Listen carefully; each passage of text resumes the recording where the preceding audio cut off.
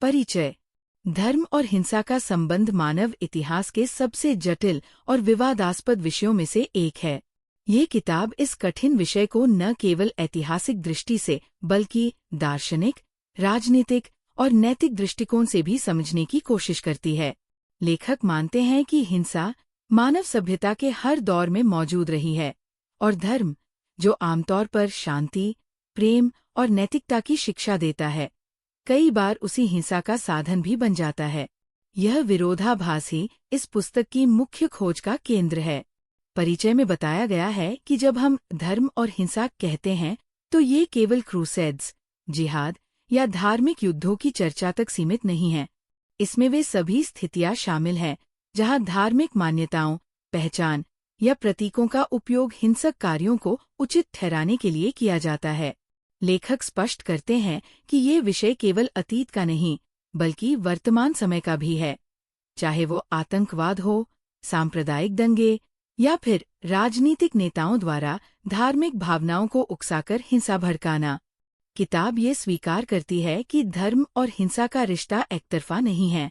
जहाँ धर्म कभी हिंसा का औजार बनता है, वही वह हिंसा को रोकने और शांति स्थापित करने का एक सशक्त साधन भी हो सकता है। Mahatma Gandhi, Martin Luther King junior और दलाई लामा जैसे नेताओं के उदाहरण देते हुए लेखक दिखाते हैं कि धार्मिक सिद्धांतों का उपयोग अहिंसा और न्याय के लिए भी किया जा सकता है। लेखक का उद्देश्य न तो धर्म का बचाव करना है, न ही उसे पूरी तरह दोषी ठहराना। इसके बजाय वे पाठक को ये सोचने पर मजबूर करते हैं कि किस प्रकार सामाजिक, राजनीतिक और सांस्कृतिक परिस्थितियां धार्मिक विश्वासों को हिंसा की ओर मोड़ देती है।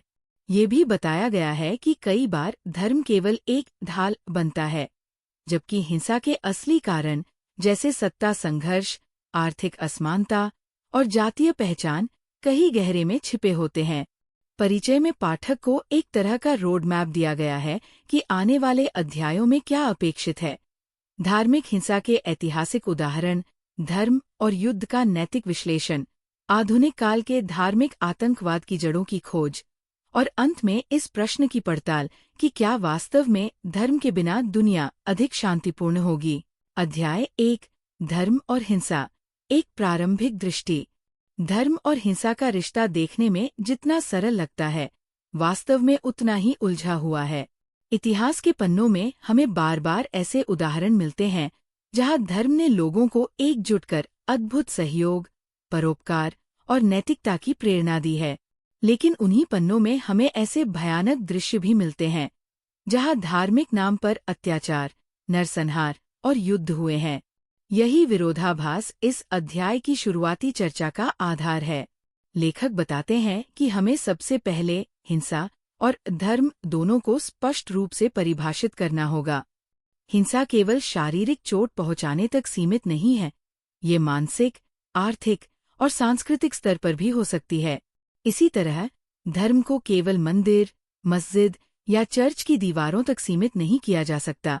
ये एक जीवन दृष्टि, सामाजिक ढांचा और पहचान का स्रोत भी है। जब ये पहचान खतरे में महसूस होती है, तब हिंसा का बीज आसानी से बोया जा सकता है। अध्याय में उदाहरण दिए गए हैं कि किस प्रकार धार्मिक हिंसा के कारण अलग अलग हो सकते हैं। कभी ये सत्ता संघर्ष से प्रेरित होती है, जहां धर्म केवल एक झंडा या नारा बनकर रह जाता है।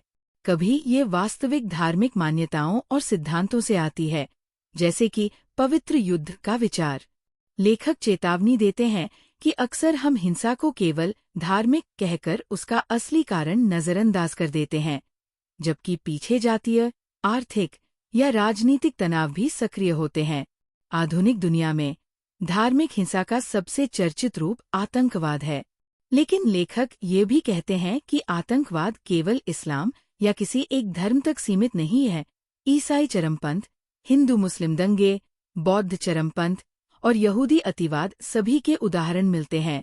इससे पता चलता है कि धार्मिक हिंसा एक सार्वभौमिक मानव समस्या है, न कि किसी एक परंपरा की विशेषता। लेखक एक और महत्वपूर्ण बिंदु उठाते हैं। धर्म और हिंसा का संबंध रैखिक, लिनियर नहीं है, बल्कि ये जटिल, बहुस्तरीय और संदर्भ निर्भर है। उदाहरण के लिए, वही धार्मिक ग्रंथ जो एक स्थान पर हिंसा को उचित ठहराने के लिए उद्धृत किया जाता है, दूसरे स्थान पर शांति और क्षमा का संदेश देने के लिए इस्तेमाल हो सकता है। इस तरह धर्म, हिंसा और राजनीति का मेल एक गतिशील और बदलता हुआ समीकरण है। अध्याय के अंत में लेखक ये सुझाव देते हैं कि हमें इस विषय को समझने के लिए न केवल इतिहास और धर्मशास्त्र, बल्कि समाजशास्त्र, राजनीति विज्ञान और मनोविज्ञान की मदद भी लेनी होगी। तभी हम ये समझ पाएंगे कि धर्म हिंसा को कैसे प्रभावित करता है और कैसे कभी-कभी वही धर्म हिंसा को रोकने का सबसे शक्तिशाली माध्यम भी बन सकता है। अध्याय 2 धर्म, पवित्रता और हिंसा के स्रोत। धर्म को अक्सर पवित्रता, नैतिकता और मानवता का स्रोत माना जाता है, लेकिन ये अध्याय हमें याद दिलाता है कि इतिहास में पवित्रता और हिंसा का रिश्ता कई बार गहराई से जुड़ा रहा है। लेखक बताते हैं कि पवित्र, सेक्रेड, और अशुद्ध, प्रोफेन, के बीच का भेद मानव समाज की बुनियादी संरचना में निहित है। पवित्र चीजों को संरक्षित, आदरणीय और अछूता माना जाता है, लेकिन जब ये पवित्रता चुनौती में आती है तो उसकी रक्षा के लिए हिंसा को भी उचित ठहराया जा सकता है। धार्मिक परंपराओं में ऐसे कई उदाहरण हैं जहां पवित्रता की रक्षा के नाम पर युद्ध, बलिदान या कठोर दंड दिए गए। उदाहरण के लिए, प्राचीन यहूदी धर्म में ईश्वर की आज्ञा का उल्लंघन करने पर मृत्युदंड की व्यवस्था थी। इसी प्रकार इस्लामी इतिहास में जिहाद का विचार मूलतः आत्मरक्षा और न्याय की स्थापना के लिए था, लेकिन समय के साथ इसे कई बार आक्रामक युद्धों के लिए भी प्रयोग किया गया। ईसाई क्रूसेड्स में भी यही हुआ। पवित्र स्थलों की रक्षा और पुनः प्राप्ति के नाम पर हिंसक अभियानों को उचित ठहराया गया। लेखक बताते हैं कि हिंसा का एक प्रमुख स्रोत समूह पहचान, ग्रुप आइडेंटिटी, है। जब कोई समूह अपनी धार्मिक पहचान को सर्वोच्च और पूर्ण सत्य मानता है, तो वह अन्य समूहों को गलत, अधर्म या शत्रु के रूप में देख सकता है। इस तरह की सोच से हम बनाम वे, अस वर्सेस देम का भाव पैदा होता है, और ये भाव हिंसा के लिए उर्वर भूमि तैयार करता है। अध्याय में यह भी चर्चा है कि पवित्रता और हिंसा के मेल में अनुष्ठानों, रिचुअल्स, की क्या भूमिका है। कुछ संस्कृतियों में बलिदान या हिंसक अनुष्ठान को ईश्वर को प्रसन्न करने का तरीका माना गया। कई आदिवासी समाजों में युद्ध से पहले धार्मिक अनुष्ठान किए जाते थे, ताकि युद्ध को पवित्र कर्तव्य का दर्जा मिले। इससे हिंसा केवल व्यक्तिगत क्रोध का परिणाम नहीं रहती, बल्कि उसे एक धार्मिक वैधता मिल जाती है। लेखक ये भी बताते हैं कि सभी धर्मों में हिंसा को उचित ठहराने वाले सिद्धांत नहीं होते, और न ही सभी धार्मिक लोग हिंसक होते हैं। असल में कई बार धार्मिक ग्रंथों और शिक्षाओं का चयनात्मक प्रयोग, सिलेक्टिव इंटरप्रिटेशन, करके हिंसा के समर्थन में तर्क गढ़े जाते हैं। उदाहरण के तौर पर, वही ग्रंथ जो शांति और प्रेम की शिक्षा देता है, उसे संदर्भ से काटकर हिंसा के पक्ष में भी प्रस्तुत किया जा सकता है। अध्याय के अंत में लेखक ये निष्कर्ष देते हैं कि पवित्रता का विचार यदि समावेशी और करुणामय न हो तो वो आसानी से हिंसा का औजार बन सकता है, लेकिन अगर पवित्रता को सभी मानव जीवन की गरिमा के साथ जोड़ा जाए तो वही धार्मिक ऊर्जा हिंसा को रोकने और शांति की स्थापना में बदल सकती है। अध्याय 3 धर्म, राजनीति और हिंसा का गठजोड़। धर्म और राजनीति का संबंध जितना पुराना है, उतना ही जटिल भी है।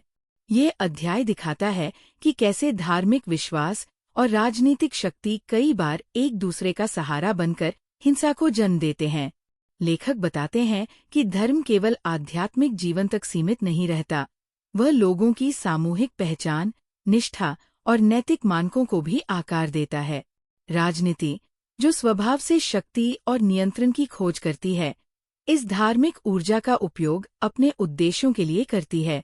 इतिहास में हमें कई उदाहरण मिलते हैं जहां शासकों ने धार्मिक वैधता प्राप्त करने के लिए पादरियों, मौलवियों या पुजारियों का सहारा लिया। मध्यकालीन यूरोप में राजा का शासन ईश्वर की इच्छा, डिवाइन राइट, के रूप में पेश किया जाता था।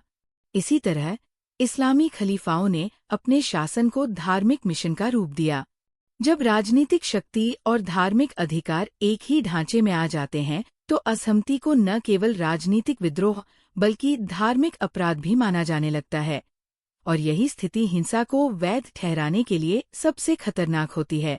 अध्याय में यह भी चर्चा है कि आधुनिक युग में भले ही कई देशों ने धर्म और राज्य को औपचारिक रूप से अलग कर दिया हो, लेकिन ये अलगाव अक्सर अधूरा होता है। राजनीतिक दल चुनावी लाभ के लिए धार्मिक पहचान का सहारा लेते हैं, और धार्मिक नेता अपने अनुयायियों को राजनीतिक लक्ष्यों की ओर मोड़ते हैं। जब चुनावी रैलियों, प्रचार और नीतियों में धर्म का इस्तेमाल होता है, तो ये अक्सर विरोधी समूहों के बीच तनाव और कभी-कभी हिंसा को जन्म देता है। लेखक यह भी बताते हैं कि कई बार हिंसा का कारण सीधे धर्म नहीं, बल्कि धर्म का राजनीतिक इस्तेमाल होता है। उदाहरण के लिए, किसी अल्पसंख्यक समुदाय के खिलाफ हिंसा केवल इसलिए भड़काई जा सकती है क्योंकि उनकी धार्मिक पहचान को बहुसंख्यक की राजनीतिक एकजुटता के लिए खतरे के रूप में पेश किया जाता है। इस प्रकार धार्मिक प्रतीकों, त्योहारों और मान्यताओं को राजनीतिक नारों में बदल दिया जाता है, जिससे भावनात्मक आवेश बढ़ता है और हिंसा को जनसमर्थन मिल जाता है।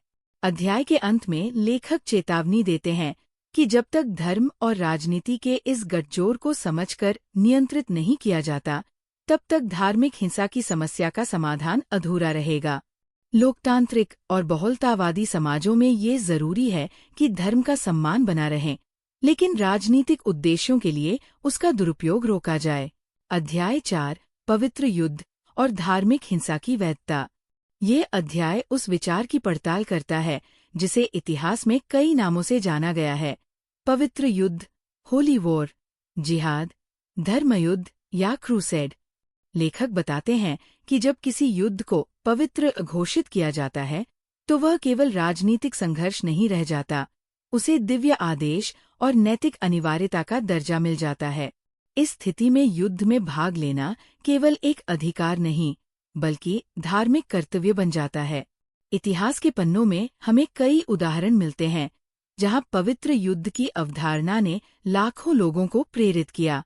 मध्यकालीन यूरोप के क्रूसेड्स में ईसाइयों को यह सिखाया गया कि पवित्र भूमि को पुनः प्राप्त करना ईश्वर की इच्छा है, और इसके लिए लड़ते हुए मरना सीधा स्वर्ग का रास्ता है।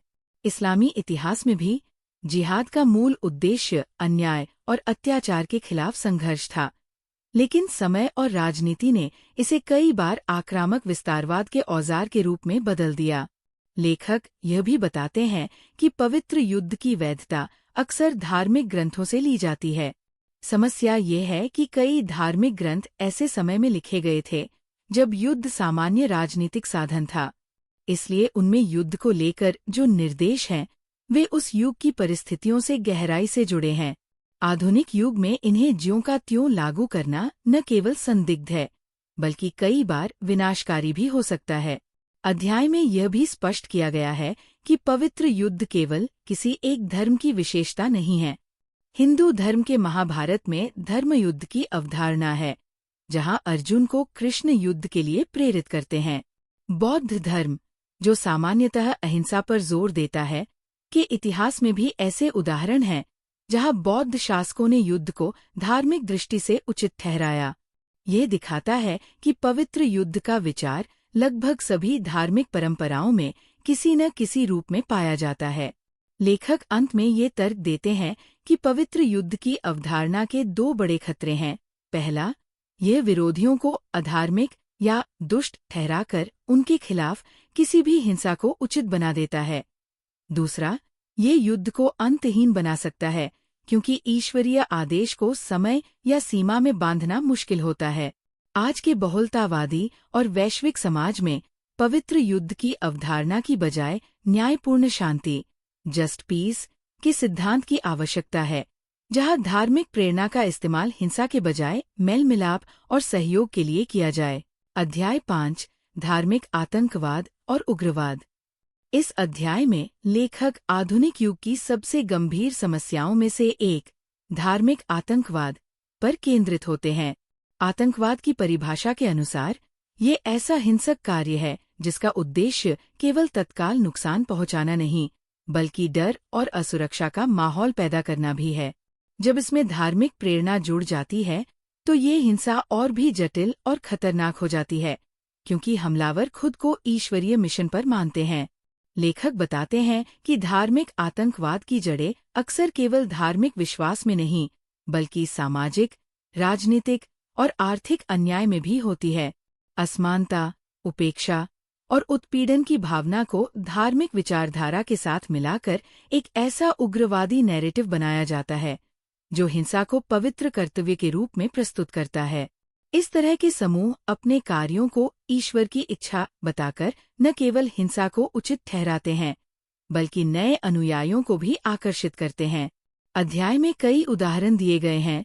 अल-कायदा और ISIS जैसे इस्लामी उग्रवादी समूह, क्रिश्चियन आइडेंटिटी मूवमेंट और एंटी-बॉशन चरमपंथ, यहूदी अतिवादियों द्वारा किए गए हमले, और श्रीलंका व म्यांमार में बौद्ध उग्रवाद। ये विविधता दिखाती है कि धार्मिक आतंकवाद किसी एक धर्म की समस्या नहीं, बल्कि एक वैश्विक प्रवृत्ति है। लेखक ये भी समझाते हैं कि धार्मिक आतंकवादियों की सोच में हम बनाम वे, अस वर्सेस देम की मानसिकता गहराई से जमी होती है। वे अपने समूह को धर्मी और दूसरों को अधर्मी या शत्रु मानते हैं।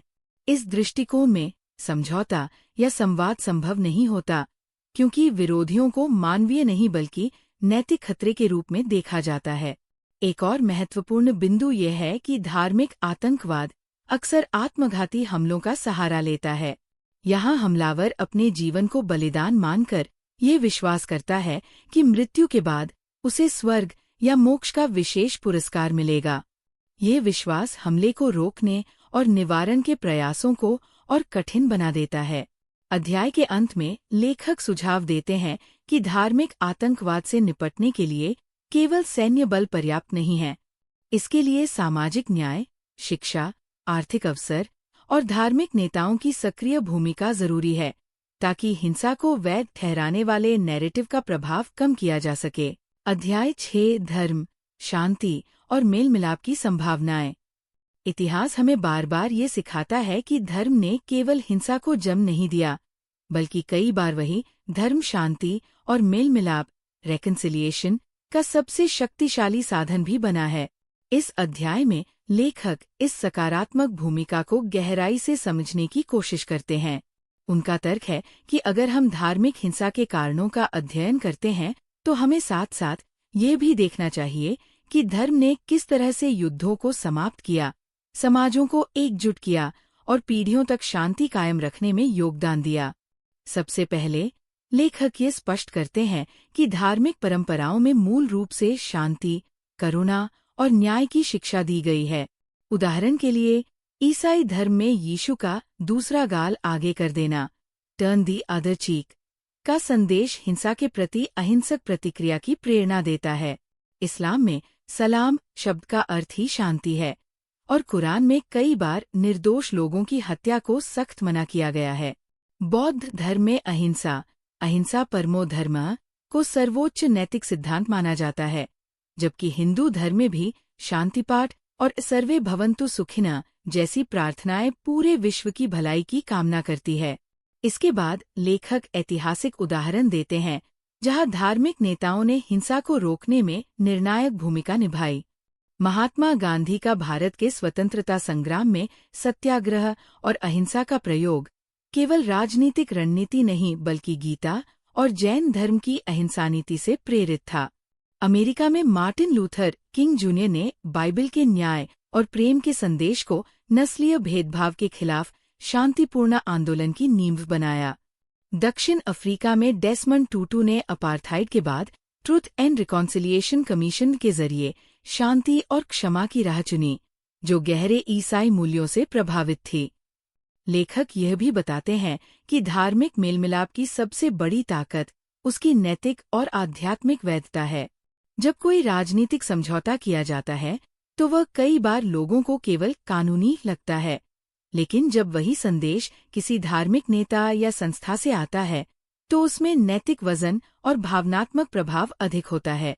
ये लोगों के दिल और दिमाग दोनों को प्रभावित करता है। हालांकि लेखक ये भी मानते हैं कि धर्म द्वारा शांति कायम रखना आसान नहीं है। इसके लिए 3 महत्वपूर्ण शर्तें जरूरी है। समावेशी दृष्टिकोण, धर्म को केवल अपने अनुयायियों के लिए नहीं, बल्कि पूरे मानव समाज के लिए भलाई की सोच रखनी चाहिए। स्वतंत्रता, धार्मिक नेताओं को राजनीतिक ताकत के नियंत्रण से मुक्त रहना चाहिए, ताकि वे निडर होकर सच्चाई और न्याय की बात कर सकें। संवाद और शिक्षा, विभिन्न धर्मों के बीच संवाद, इंटरफेथ डायलॉग और हिंसारोधी शिक्षा को बढ़ावा देना आवश्यक है। अध्याय के मध्य भाग में लेखक ये विश्लेषण करते हैं कि शांति की प्रक्रिया में धार्मिक प्रतीक और अनुष्ठान कैसे सहायक बन सकते हैं। उदाहरण के लिए, अफ्रीका के कुछ क्षेत्रों में युद्ध समाप्ति के बाद शांति समारोह में पारंपरिक और धार्मिक दोनों प्रकार के अनुष्ठान किए जाते हैं, जिससे समुदाय को ये एहसास होता है कि संघर्ष सचमुच खत्म हो चुका है और अब एक नया अध्याय शुरू होना चाहिए।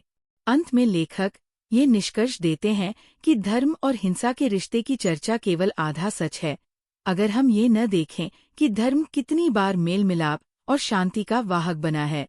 वे मानते हैं कि आने वाले समय में अगर धार्मिक संस्थाएं और नेता हिंसा के बजाय न्याय, क्षमा और करुणा को प्राथमिकता दें, तो धर्म वैश्विक शांति का सबसे बड़ा स्रोत बन सकता है। अध्याय 7, धर्म, न्याय और मानवाधिकार। इस अध्याय में लेखक धर्म और न्याय, जस्टिस, के गहरे संबंध की पड़ताल करते हैं और ये समझने की कोशिश करते हैं कि किस प्रकार धार्मिक सिद्धांत, नैतिकता और मानवाधिकार की अवधारणा एक दूसरे को प्रभावित करते हैं। साथ ही ये भी चर्चा है कि इनका मेल हिंसा को कैसे रोक सकता है या फिर कभी-कभी अनजाने में उसे बढ़ा भी सकता है। 1. न्याय की धार्मिक जड़ें। लेखक सबसे पहले बताते हैं कि आधुनिक मानवाधिकार, ह्यूमन राइट्स, का विचार भले ही 17वीं 18वीं सदी के यूरोपीय एनलाइटमेंट युग में उभरा हो, लेकिन इसकी बुनियाद कई प्राचीन धार्मिक परंपराओं में पहले से मौजूद थी। ईसाई धर्म में ईश्वर की नज़रों में सभी समान हैं का सिद्धांत है, जिससे व्यक्तिगत गरिमा और समानता का विचार निकला। इस्लाम में उम्मा, समुदाय, का सिद्धांत है, जहाँ हर व्यक्ति के मूल अधिकार और कर्तव्य हैं और न्याय को ईश्वर का आदेश माना जाता है। हिंदू धर्म के धर्मशास्त्र और वेदांत में सर्वभूतहित और ऋत, कॉस्मिक ऑर्डर, के विचार हैं, जो सामाजिक और नैतिक संतुलन की वकालत करते हैं। बौद्ध धर्म में करुणा और समता पर जोर है, जहाँ हर प्राणी को दुख से मुक्त होने का अधिकार है। इस तरह लेखक दिखाते हैं कि धर्म के भीतर न्याय का विचार किसी बाहरी राजनीतिक सिद्धांत से नहीं, बल्कि गहरे आध्यात्मिक और नैतिक विश्वास से जुड़ा है। 2. न्याय और हिंसा का टकराव। हालांकि इतिहास ये भी दिखाता है कि न्याय की धार्मिक व्याख्या कई बार हिंसा का कारण बनी। जब कोई धार्मिक समूह अपने न्याय के सिद्धांत को एकमात्र सही रास्ता मानता है, तो वह अन्य विचारों और समुदायों को अन्यायी या अधर्मी मान सकता है। उदाहरण के लिए, मध्यकालीन क्रूसेड्स में ईसाई सैनिक खुद को पवित्र न्याय के लिए लड़ने वाला मानते थे, जबकि विरोधी को अधर्मी और अन्यायी बताया जाता था। इसी तरह कई इस्लामी राजवंशों ने शरीयत का न्याय स्थापित करने के नाम पर युद्ध छेड़े। 3. मानवाधिकार और धार्मिक चुनौतियाँ। अध्याय का एक महत्वपूर्ण हिस्सा ये बताता है कि आधुनिक मानवाधिकार का ढांचा कई बार पारंपरिक धार्मिक सिद्धांतों से टकराता है। लैंगिक समानता, जेंडर इक्वालिटी, के मामले में कई धर्मों की पारंपरिक भूमिकाएं महिलाओं को सीमित अधिकार देती हैं, जबकि मानवाधिकार सभी को समान अवसर और स्वतंत्रता का अधिकार देता है। धर्मांतरण की स्वतंत्रता, फ्रीडम ऑफ कन्वर्शन, को कई धर्मों में स्वीकार नहीं किया जाता, जबकि मानवाधिकार इसे मौलिक अधिकार मानता है। अल्पसंख्यक अधिकार, माइनॉरिटी राइट्स, का प्रश्न भी कई बार बहुसंख्यक धार्मिक दृष्टिकोण से टकराता है। लेखक कहते हैं कि ये टकराव पूरी तरह नकारात्मक नहीं है, बल्कि ये धर्म को आत्ममंथन और सुधार का अवसर देता है। 4. धर्म के जरिए न्याय और मानवाधिकार की मजबूती। लेखक उदाहरण देते हैं कि कैसे धार्मिक नेता और संस्थाएं मानवाधिकार के पक्ष में खड़ी हुईं। लैटिन अमेरिका में लिबरेशन थियोलॉजी ने गरीबों और उत्पीड़ितों के अधिकार के लिए चर्च को सामाजिक न्याय के आंदोलन में बदला। अफ्रीका में अपार्थाइड के खिलाफ संघर्ष में धार्मिक नेताओं ने नस्लीय समानता और मानवाधिकार की रक्षा में अग्रणी भूमिका निभाई। भारत में आम्बेडकर ने बौद्ध धर्म को अपनाकर जातिगत अन्याय के खिलाफ मानवाधिकार का एक धार्मिक आधार तैयार किया। 5.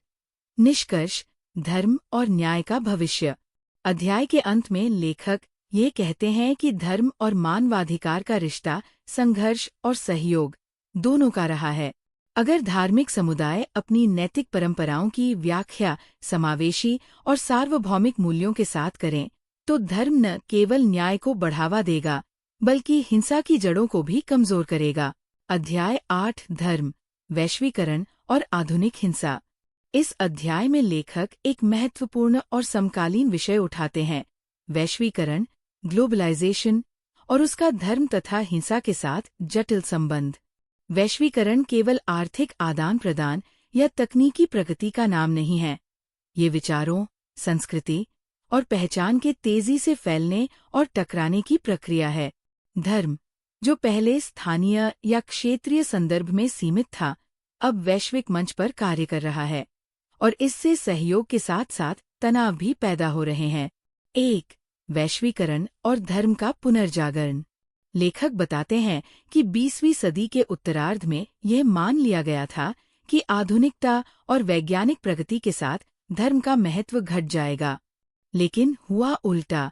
वैश्वीकरण ने धार्मिक पहचान को और मजबूत किया। लोग जब तेजी से बदलती दुनिया में अपनी सांस्कृतिक और सामाजिक जड़ों से असुरक्षित महसूस करते हैं, तो वे धर्म को एक स्थिर और सुरक्षित पहचान के रूप में अपनाते हैं। इंटरनेट, सोशल मीडिया और सस्ते संचार माध्यमों ने धार्मिक विचारों का वैश्विक प्रसार संभव बना दिया है। 2. वैश्वीकरण से पैदा हुए संघर्ष। हालांकि यही प्रक्रिया कई बार हिंसा को भी जन्म देती है। जब अलग अलग धर्म और संस्कृतियां वैश्विक मंच पर खुलकर सामने आती हैं, तो विचारों का टकराव बढ़ता है।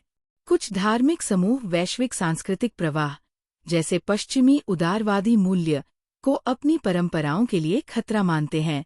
धार्मिक राष्ट्रवाद, रिलीजियस नेशनलिज्म, को वैश्वीकरण के खिलाफ प्रतिरोध का रूप दिया जाता है, जिससे अल्पसंख्यकों के खिलाफ हिंसा भड़क सकती है। चरमपंथी संगठन वैश्विक संचार नेटवर्क का उपयोग अपनी विचारधारा फैलाने और अनुयायी भर्ती करने में करते हैं। 3. धर्म का वैश्विक आतंकवाद में योगदान। अध्याय का एक महत्वपूर्ण हिस्सा ये बताता है कि वैश्वीकरण ने आतंकवाद को किस तरह नया रूप दिया। पहले आतंकवादी गतिविधियां स्थानीय और सीमित होती थीं, लेकिन अब वैश्विक नेटवर्क, अंतर्राष्ट्रीय फंडिंग और विचारधारा के आदान प्रदान ने इसे सीमाओं से परे पहुंचा दिया है। उदाहरण के लिए, आईएसएस ने सोशल मीडिया के जरिए दुनिया के विभिन्न हिस्सों से लोगों को आकर्षित किया और उन्हें वैश्विक जिहाद का हिस्सा बनने को कहा। 4. वैश्वीकरण और शांति की संभावनाएं। लेखक यह भी मानते हैं कि वैश्वीकरण केवल खतरा नहीं, अवसर भी है। अंतर्धार्मिक संवाद, इंटरफेथ डायलॉग, अब पहले से कहीं अधिक आसान हो गया है। वैश्विक नागरिक समाज, ग्लोबल सिविल सोसाइटी, ऐसे नेटवर्क बना रहा है जो हिंसा का विरोध करते हैं और शांति के लिए मिलकर काम करते हैं। संयुक्त राष्ट्र, वर्ल्ड काउंसिल ऑफ चर्चेज और धार्मिक संगठनों के सहयोग से अंतर्राष्ट्रीय स्तर पर संघर्ष निवारण और मेल मिलाप कार्यक्रम चलाए जा रहे हैं। 5. संतुलन का मार्ग। अध्याय के अंत में लेखक ये कहते हैं कि वैश्वीकरण के युग में धर्म की भूमिका दोधारी तलवार जैसी है। यह दुनिया को जोड़ भी सकता है और बांट भी सकता है। चुनौती यह है कि धार्मिक नेताओं, नीति निर्माताओं और आम नागरिकों को मिलकर ऐसा ढांचा तैयार करना होगा जहां धर्म सांस्कृतिक विविधता का रक्षक बने, न कि संघर्ष का स्रोत। अध्याय 9 धर्म और हिंसा पर पुनर्विचार। किताब के इस अंतिम अध्याय में लेखक पूरे विमर्श को एक साथ जोड़ते हुए ये सवाल उठाते हैं कि आखिर धर्म और हिंसा के रिश्ते को हम कैसे समझें और उसका क्या समाधान खोजें। शुरू में वे मानते हैं कि ये विषय सरल निष्कर्षों को स्वीकार नहीं करता। धर्म न तो स्वभाव से हिंसक है, न ही पूरी तरह शांतिप्रिय। इसकी भूमिका हमेशा उस सामाजिक, राजनीतिक और सांस्कृतिक संदर्भ पर निर्भर करती है जिसमें वह कार्य करता है। यही कारण है कि इतिहास के एक दौर में वही धर्म जो शांति और करुणा का संदेश देता है, दूसरे दौर में हिंसा और विभाजन का औजार बन सकता है। लेखक इस अध्याय में बार बार ये बात दोहराते हैं कि हमें धर्म और हिंसा की चर्चा केवल सतही उदाहरणों के आधार पर नहीं करनी चाहिए। इसके लिए हमें ये देखना होगा कि हिंसा के पीछे असली प्रेरक तत्व क्या है। कई बार राजनीतिक सत्ता, आर्थिक असमानता, जातीय पहचान या भूसंपत्ति के विवाद धार्मिक भाषा में व्यक्त किए जाते हैं। इस तरह धर्म कई बार केवल एक माध्यम बनता है, असली कारण कहीं और छिपा रहता है। लेकिन जब धर्म को इस तरह इस्तेमाल किया जाता है, तो उसकी नैतिक और भावनात्मक ताकत हिंसा को और अधिक खतरनाक बना देती है। अध्याय का एक बड़ा हिस्सा इस बात पर केंद्रित है कि धर्म की सकारात्मक क्षमता को कैसे पुनः सक्रिय किया जाए। लेखक कहते हैं कि हर धार्मिक परंपरा में ऐसे सिद्धांत और प्रतीक मौजूद हैं जो मेल मिलाप, क्षमा और न्याय की ओर ले जाते हैं। अगर धार्मिक नेताओं और संस्थाओं का ध्यान इन्हीं मूल्यों पर केंद्रित किया जाए, तो वे संघर्षों को सुलझाने में शक्तिशाली मध्यस्थ बन सकते हैं। वे उदाहरण देते हैं कि कैसे दक्षिण अफ्रीका में अपार्थाइड के बाद चर्चों ने मेलमिलाप प्रक्रिया को नैतिक आधार दिया, और कैसे भारत में गांधी जी ने अहिंसा के धार्मिक सिद्धांतों को स्वतंत्रता आंदोलन में केंद्रीय स्थान पर रखा। लेखक यह भी मानते हैं कि आधुनिक बहुलतावादी समाज में धर्म को अपने पारंपरिक ढांचों के भीतर बंद नहीं रहना चाहिए। आज के युग में धार्मिक संवाद, इंटरफेथ डायलॉग, केवल औपचारिक बैठक नहीं, बल्कि एक सतत प्रक्रिया होनी चाहिए, जहां विभिन्न परंपराएं एक दूसरे को सुने, सीखें और सहयोग करें। ये सहयोग न केवल गलतफहमियों को कम करेगा, बल्कि हिंसा भड़काने वाली हम बनाम वे की मानसिकता को भी कमजोर करेगा। अध्याय के अंत में लेखक एक महत्वपूर्ण चेतावनी देते हैं। अगर हम धर्म और हिंसा के रिश्ते को केवल दोषारोपण की दृष्टि से देखते रहे, तो हम न समाधान ढूंढ पाएंगे और न ही धर्म की उस सकारात्मक क्षमता को पहचान पाएंगे जो मानव समाज को जोड़ सकती है। इसके बजाय हमें ये स्वीकार करना होगा कि धर्म एक शक्तिशाली सामाजिक ताकत है, जो अपनी व्याख्या और उपयोग के आधार पर या तो विनाश ला सकती है या फिर एक नए, न्यायपूर्ण और शांतिपूर्ण विश्व का निर्माण कर सकती है। सारांश: धर्म और हिंसा पर विचार। धर्म और हिंसा का रिश्ता मानव सभ्यता के इतिहास में उतना ही पुराना है जितना खुद धर्म का अस्तित्व। ये किताब इसी कठिन और जटिल विषय को कई दृष्टिकोणों से देखने की कोशिश करती है। लेखक शुरुआत में स्वीकार करते हैं कि धर्म का उद्देश्य प्राय शांति, प्रेम और नैतिक जीवन की स्थापना होता है, लेकिन इतिहास गवाह है कि वही धर्म कई बार हिंसा, युद्ध और उत्पीड़न का औजार भी बन गया है। यह विरोधाभास ही इस पूरे अध्ययन का केंद्र है। पहले अध्यायों में लेखक बताते हैं कि हिंसा केवल भौतिक नुकसान नहीं, बल्कि यह एक नैतिक और आध्यात्मिक विघटन भी है। जब धर्म और हिंसा का मेल होता है, तो हिंसा को एक विशेष वैधता मिल जाती है, क्योंकि अब यह केवल सत्ता या बदले की बात नहीं रहती। ये ईश्वर की इच्छा या पवित्र कर्तव्य के रूप में प्रस्तुत की जाती है। पवित्रता, सेक्रेड, और अशुद्धता, प्रोफेन, के विचार से लेकर अनुष्ठानों और बलिदानों तक धार्मिक परंपराओं में ऐसे कई रूप मिलते हैं जहां हिंसा को पवित्र माना गया। इसके बाद किताब दिखाती है कि धर्म और राजनीति का गठजोड़ कैसे हिंसा को जन्म देता है। इतिहास के अनेक उदाहरणों में राजा, खलीफा या धार्मिक नेता राजनीतिक सत्ता को वैध ठहराने के लिए धर्म का सहारा लेते रहे। जब राजनीतिक असहमति को धार्मिक अपराध मान लिया जाता है, तो हिंसा को उचित ठहराना आसान हो जाता है। आधुनिक लोकतंत्रों में भी भले ही धर्म और राज्य को औपचारिक रूप से अलग किया गया हो, लेकिन चुनावी राजनीति में धार्मिक पहचान और भावनाओं का इस्तेमाल अब भी गहरे प्रभाव डालता है। मध्य अध्याय पवित्र युद्ध की अवधारणा पर केंद्रित है। क्रूसेड्स, जिहाद, धर्मयुद्ध और महाभारत जैसे उदाहरण दिखाते हैं कि किस तरह धार्मिक ग्रंथ और परंपराएं युद्ध को पवित्र और नैतिक घोषित कर सकती है। लेखक चेतावनी देते हैं कि जब विरोधी को अधर्मी या दुष्ट ठहराया जाता है, तो युद्ध अंतहीन हो सकता है, क्योंकि यह अब ईश्वरीय आदेश का पालन बन जाता है। किताब का एक महत्वपूर्ण भाग धार्मिक आतंकवाद और उग्रवाद को समझने पर केंद्रित है। यहाँ लेखक बताते हैं कि धार्मिक आतंकवाद की जड़ें केवल धार्मिक विश्वास में नहीं, बल्कि राजनीतिक उत्पीड़न, आर्थिक असमानता और सामाजिक अन्याय में भी होती है।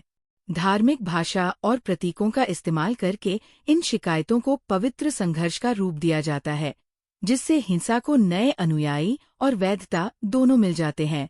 लेकिन लेखक केवल नकारात्मक पहलू पर नहीं रुकते। वे दिखाते हैं कि धर्म शांति और मेल मिलाप का भी शक्तिशाली साधन है। Gandhi, Martin Luther King junior और डेसमंड टूटू जैसे नेताओं के उदाहरण बताते हैं कि धार्मिक मूल्यों का उपयोग न्याय, अहिंसा और एकता के लिए किया जा सकता है। धार्मिक संस्थाएं जब समावेशी दृष्टिकोण अपनाती हैं और राजनीतिक नियंत्रण से मुक्त रहती हैं, तो वे संघर्षों को सुलझाने में प्रभावी मध्यस्थ बन सकती है। अंतिम अध्यायों में वैश्वीकरण और आधुनिक हिंसा के संदर्भ में धर्म की भूमिका का विश्लेषण किया गया है। वैश्वीकरण ने धर्म के पुनर्जागरण को भी जन्म दिया है। लोग बदलती दुनिया में अपनी पहचान बचाने के लिए धर्म को मजबूती से पकड़ रहे हैं। इससे अंतर्धार्मिक संवाद और सहयोग के अवसर तो बढ़े हैं, लेकिन चरमपंथ और सांस्कृतिक टकराव के खतरे भी साथ आए हैं। आधुनिक समाज में चुनौती यह है कि धर्म इस वैश्विक जुड़ाव का उपयोग पुल बनाने के लिए करे, न कि दीवार खड़ी करने के लिए। किताब का निष्कर्ष ये है कि धर्म एक तटस्थ शक्ति नहीं है। ये जिस संदर्भ में, जिस व्याख्या के साथ और जिन उद्देश्यों के लिए इस्तेमाल होता है, वैसा ही परिणाम देता है। ये या तो हिंसा की आग को भड़का सकता है या फिर शांति की राह को रोशन कर सकता है। समाधान केवल धर्म को दोषी ठहराने में नहीं, बल्कि उसकी सकारात्मक क्षमता को पहचान कर उसे सक्रिय करने में है, ताकि धर्म मानवता को विभाजित करने के बजाय जोड़ने का काम करे।